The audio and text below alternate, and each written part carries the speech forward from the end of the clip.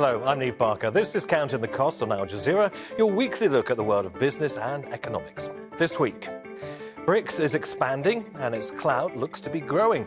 The bloc of developing economies wants to counterbalance Western-led institutions, but can it reshape the financial world order?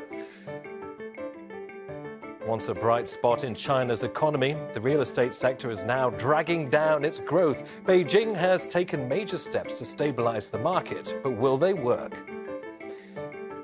Tech giants are going nuclear.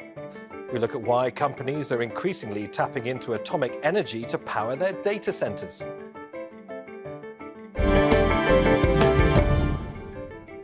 It aims to become a counterbalance to the Western-led world order and the voice of the global South. Brics almost doubled its size in 2024, and its economic and political influence is expanding. The group of emerging economies represents half the world's population and more than a quarter of global GDP. Brics largely wants to reduce global reliance on the US dollar. Among the top pledges at this year's summit in Russia, boosting financial settlements in local currencies and examining the establishment of a rival to the SWIFT international payment system. But while Brics has big plans for further expansion, critics say deep differences between members could place limits on what it can achieve. Yulia Shapovalova has this from Kazan. Among the most important topics on the agenda at the 2024 Brics summit in the Russian city of Kazan are the further expansion of the group and the creation of a new payment system within its framework. Increasing transactions in local currencies makes it possible to reduce debt repayments, increase the financial independence of Brics countries, and minimize the geopolitical risks, freeing economic development from politics as much as possible. Brazil says creating a new banking system will help reduce commercial costs. The Brics New Development Bank will establish credit lines in local currencies, which will reduce transaction costs for small and medium-sized enterprises. The alliance now includes 9 countries. Earlier this year, Brazil, Russia, India, China and South Africa welcomed Iran, Egypt, Ethiopia and the United Arab Emirates as new members. Brics represents a significant market. Combined, the population of its member states is more than 3 times that of the G7 countries, and it accounts for more than 35% of global GDP, compared to the 30% held by the G7. Brics countries are rich in natural resources, from coal, oil and gas to gold, diamonds and rare earth minerals. In addition, Russia offers alternative transport routes, such as the Arctic Sea Route, to increase profits. Iran has proposed a new network for energy transportation, and Russia has offered to set up a grain exchange, which President Putin says will help create fair and predictable price indicators for raw materials. For its part, China expressed a willingness to strengthen the global South. We have taken the right path of building relations between great powers on the principles of non-alignment, non-confrontation, and not against third countries. With the participating countries' readiness to coordinate their efforts to create a multipolar world, the role of Brics in the global economy looks set to grow. Yulia Shapovalova, Kazan, Al Jazeera for Counting the Cost. So what is Brics? Well, in the early 2000s, Brazil, Russia, India and China, or BRIC, were identified as a leading group of emerging economies. Those nations got together and held their first summit in 2009. South Africa joined a year later, turning BRIC into Brics. In 2024, the group underwent a massive expansion. Iran, the United Arab Emirates, Ethiopia and Egypt became members, while Saudi Arabia is in the process of joining.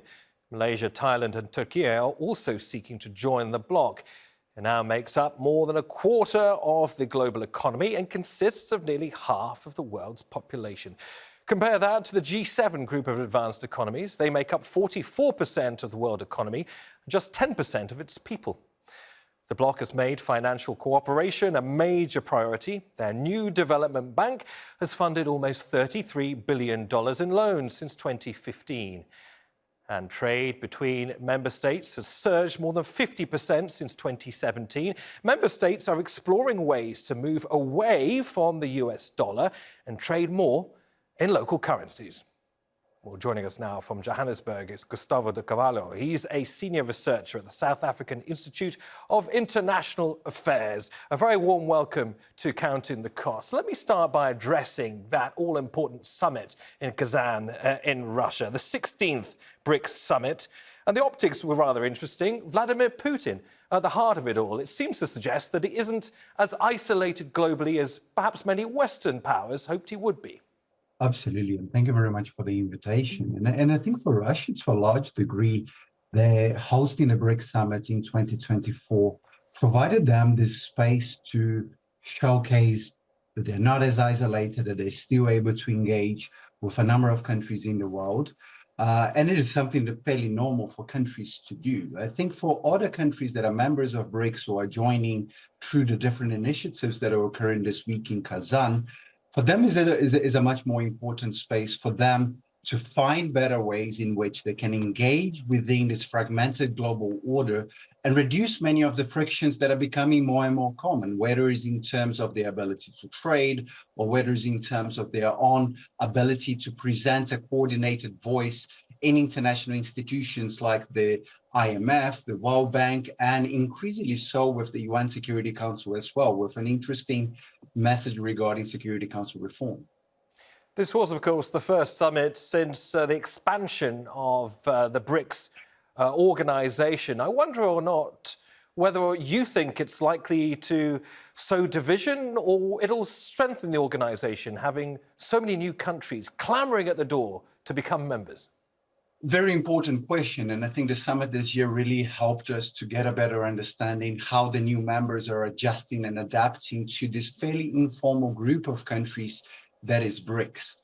To a certain degree, I think it all comes back to one of the core mechanisms that BRICS countries use to make decisions, that is true consensus. Historically, we've already seen with the original 5 BRICS members that this idea that they have to agree to disagree at all times is an important space for them to prioritize and identify what is really important for them. So to a certain degree, I think with the addition of new countries really forces BRICS to find those minimum common denominators, which on the one hand, it makes them to become a bit less revolutionary in terms of the decisions that they make. But on the other side, it allows really for countries that have different economies, limited complementarity, and often bitter rivals between themselves to find those areas in which they would like to engage and to have BRICS as a voice for them to really support their common objectives. And to a certain degree, what it means is that when there is severe disagreements between BRICS members, they either will take that issue completely out of the agenda or dilute it in a way that provides those diversity of voices to actually be presented as a common position. Given that BRICS countries account for almost half the world's population, I wonder if the organization increasingly sees itself as a rival to the likes of the G7 or sees it instead as perhaps working in parallel. I would say, if we look into the Kazan Declaration that was announced yesterday, if we look into the language that was utilized, it's a language that talks about the complementarity between different fora. So we see very early in the declaration, BRICS countries talking about the centrality of the role of the G20.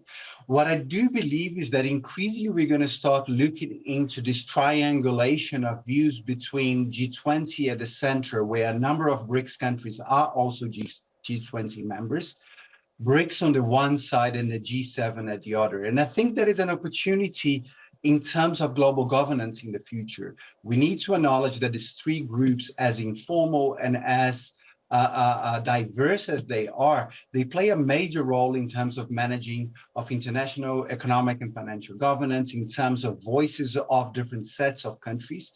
And that dialogue between those 3, apart from the fact that it's very difficult to do on a day-to-day basis, but it doesn't make it less important. We need to see them less as rival, but as complementary groupings that are looking for very similar decisions to be made, but from different perspectives. And tell us about the BRICS deepening financial cooperation, because as I mentioned in the introduction, there seems to be an ambition, at least, to perhaps topple the dollar's global supremacy in international markets. Is that the underlying aim, or is it about strengthening economic ties within the group itself, or both? I think there is often this misconception that when BRICS countries are talking about trading in local currencies, that they are necessarily talking about a process of de-dollarization. To a certain degree, there is a confluence of issues that are important for BRICS members at this moment that makes international trade very risky. And to a certain degree, many of those aspects is to a certain degree to increase the financial transactions between BRICS members. BRICS is not a trade bloc, but increasingly looks into trade infrastructure. So when we look into the decisions that were made this year, whether it's in terms of the BRICS cross-border payment system that had already been requested in the Johannesburg summit of 2023, the cross-border settlement discussions that will be ongoing, the issues of reinsurance. Basically, what we're seeing here is to provide BRICS members an ability to better trade with one another, and not necessarily to replace the US dollar in all of their transactions, but that to a certain degree provides cheaper, faster, and more reliable payments of systems in some specific trading situations, and particularly when BRICS countries are trading with one another. And of course, that is very much linked to for global South countries like South Africa or Brazil that see themselves right in the middle of this global geopolitical disputes. For them, they would like to have more options. For countries that have been affected by sanctions and the inability, like in the case of Russia, to trade via SWIFT, this is not an alternative for them. This is the only option or the main option that they're looking into at the moment. And I'm saying this because it's important to also notice that different BRICS members look into those discussions at different levels with different objectives. And that tends to temper to a large degree how much and how fast BRICS is able to make some of those decisions. OK, Gustavo de Carvalho, senior researcher at the South African Institute of International Affairs.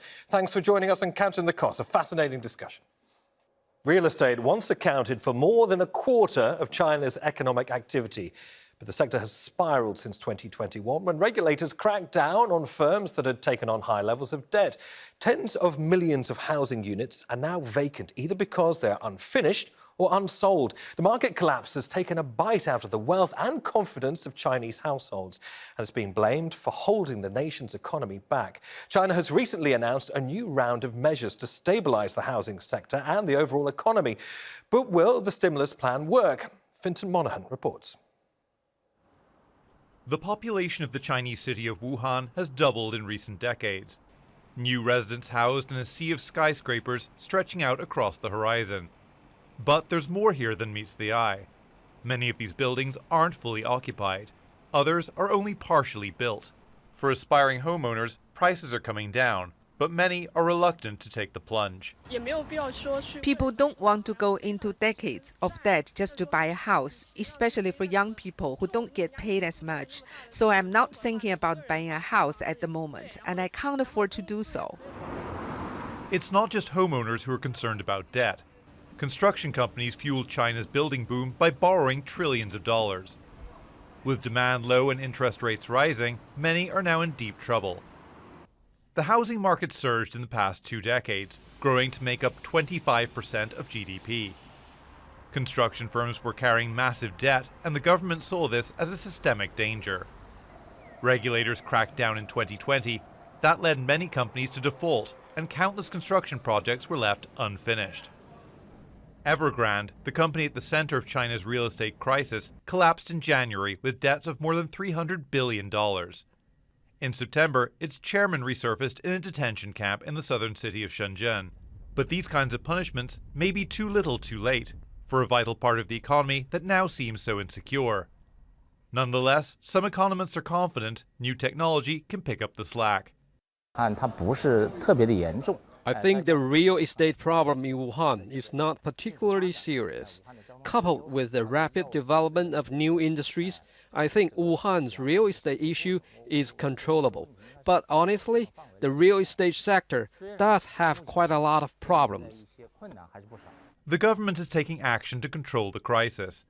It's made a white list of projects eligible to receive more financing to ensure unfinished construction gets completed. That list is being expanded, and it's looking to increase bank loans to those projects to more than $500 billion by the end of the year. It's also cut benchmark lending rates by 25 basis points. Even with this, the mess caused by China's real estate crisis may take a long time to fully unravel. Fintan Monaghan, Al Jazeera, for Counting the Cost. Joining us now from Beijing is David Mann. He's a political economist, founder and chairman of Mann China Investment Management. A very warm welcome to Counting the Cost. So the Chinese authorities recently pumped $500 million into the ailing property sector, including lowering the key lending rate, a raft of other measures as well. Combined, will any of this make a difference, do you think? It will make a difference, but it will in concert with the other reforms that have been implemented, and they're actually coming out daily. So there's a raft more to come, and they relate generally to encouraging the consumer to have more confidence. There is a major change now coming to the stock exchange. China's capital markets will be more attractive to domestic investors and also international investors.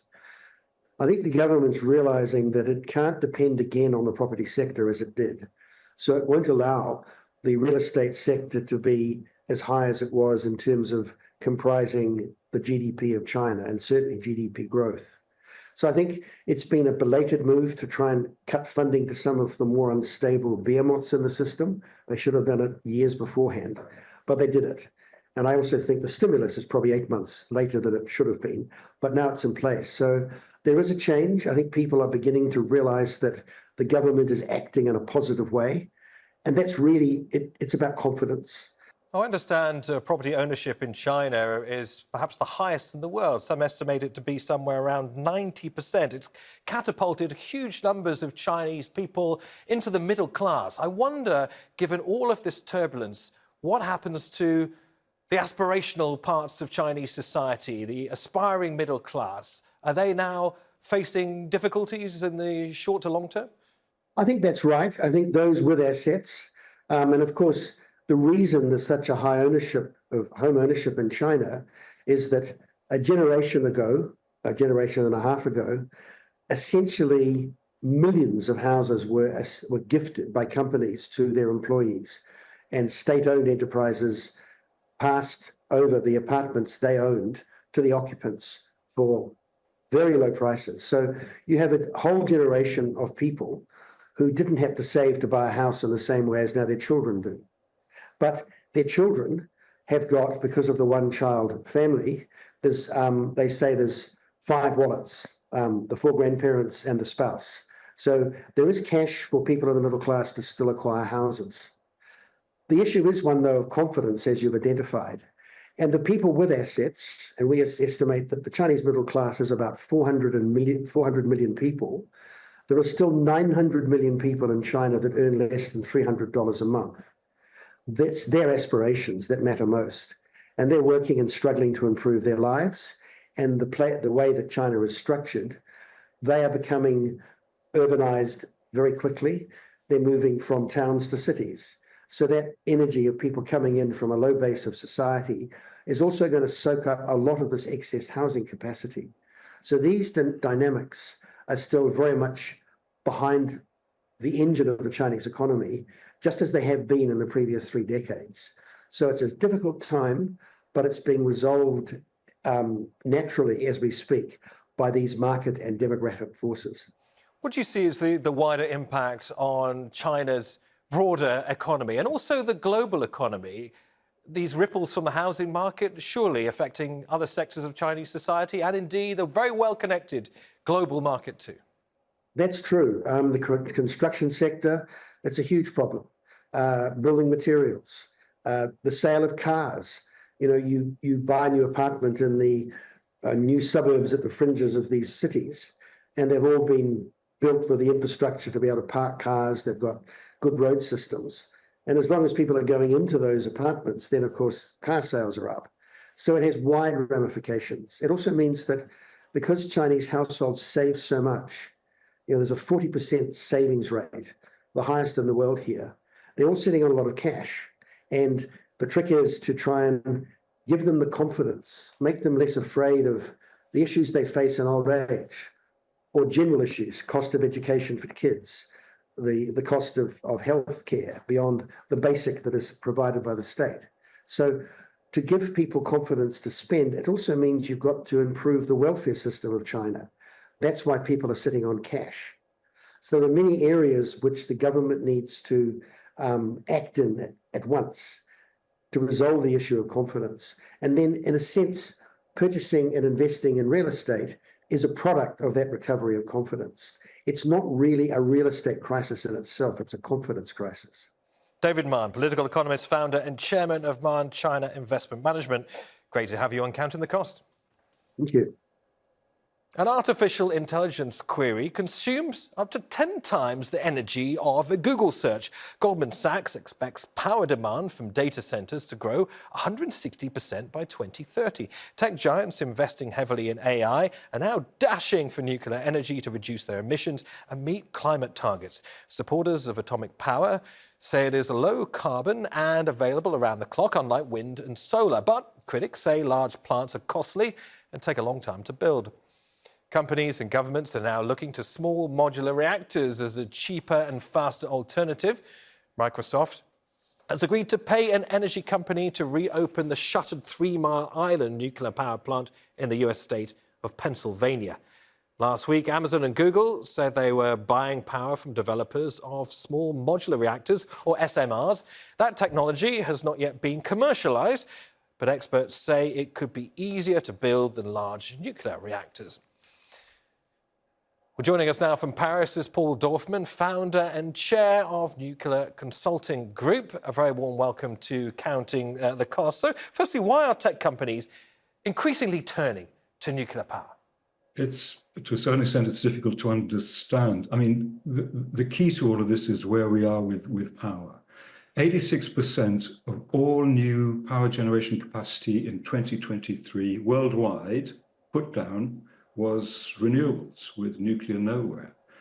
Solar, wind and battery amounts to about 95% of all power capacity waiting to be connected to the grid, with nuclear at about maybe 1%. So there's an issue as to why big tech, which likes these kind of resolutions, all of a sudden, Amazon, Google, Microsoft have all announced they quite like the idea of SMRs. The problem with SMRs are rather like the problems with nuclear. Basically, they're all largely in development. They're largely announced in pre-development, early development, none in construction. The possible put down of one SMR, I mean, in terms of generation, will be about 2035. Which seems to be too late for our climate or energy demands. So in a sense, it could be a way for big tech to magic away their power consumption problems with an SMR concept in order to kick their problem down the road for a decade or more. Do you think it's worth potentially combining different sources of energy, whether it be renewables along with nuclear power as well? Is it a little bit too soon to be putting too many eggs in one nuclear basket? Well, I guess, but the problem with nuclear is that it always seems to be very late and very costly. The largest SMR hope in America was NuScale, and that hit the rocks last year. EDF France, nuclear, France, sort of largest nuclear power, has scrapped its own SMR design and will restart again. So there's the main problem with nuclear, whether it's SMR or large, is time and cost. And as we've seen with constructions worldwide, the costs always seem to ramp and the times always seem to elongate. Meanwhile, renewables are putting down vast quantities of power on time and on cost. So the essential problem is, will nuclear eat a lot of the pies? The vast cost of nuclear, and that's not simply construction, but also, let's not forget, the waste, which is not resolved, to a certain extent really does put into, take a lot of the funding, the money that we need in a increasingly uncertain world for the energy construction that we know will work, which is basically renewables, solar, hydro, geothermal, interconnection, demand-side management, and storage. So you're suggesting very clearly that it isn't always cost efficient, that it could take an awful lot of time to set up, that these ambitions may be a little big at the moment. Nevertheless, some countries with the capital and wherewithal and labour, at least, to push forward, countries like China, appear to be leading the race. We know also that Turkey has been trying to build reactors. We don't know how successful those attempts have been so far. But clearly the genie is out of the bottle and the race has begun to be first when it comes to building something efficient and successful, no? Well, if you look at China's nuclear construction versus China's renewable construction, there's no comparison. China's renewable construction is just off the wall. It's just hugely greater than its nuclear construction. So there's a lot of flam for nuclear, whether it's SMR or the rest of it. But there are significant problems. I mean, the key problem is time. Whether one likes nuclear or not, the key problem is time. Nuclear will take up to mid-2030s, late 2030s to put down just one reactor. Now, this is far too late for either our climate or our energy issues.